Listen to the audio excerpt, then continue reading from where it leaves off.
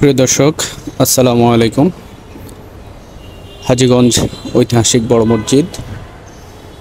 এই মসজিদটি 1337 বাংলায় প্রতিষ্ঠিত হয়।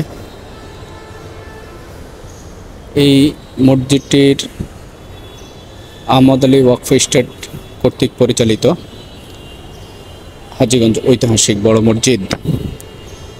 এই মসজিদকে কেন্দ্র করেই মূলত হাজীগঞ্জ বাজার।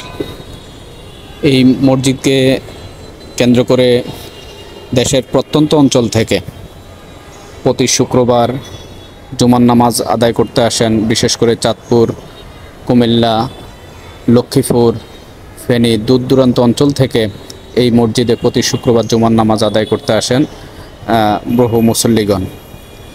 আমরা দেখেছি এই মসজিদটি প্রতিষ্ঠিত হওয়ার পর এই হাজীগঞ্জ বাজার সৃষ্টি হয়। এই হাজীগঞ্জ বাজারের এই মসজিদটি স্থাপনের পর থেকেই বাজারের সৃষ্টি। আজ হাজীগঞ্জ বাজারে আমরা দেখতে পাই প্রায় 4 থেকে 5 হাজার ব্যবসায়ী রয়েছেন, এই হাজীগঞ্জ বাজারে ব্যবসা করছেন। কিন্তু এই বাজারের মূল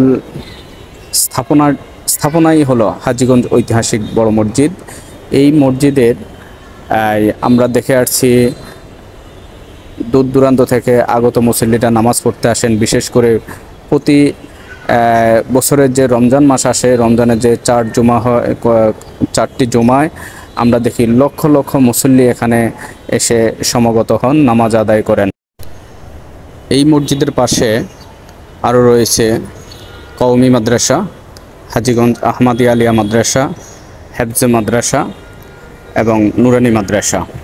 এখানে কয়েক হাজার শিক্ষার্থীগণ পড়ালেখা করেন।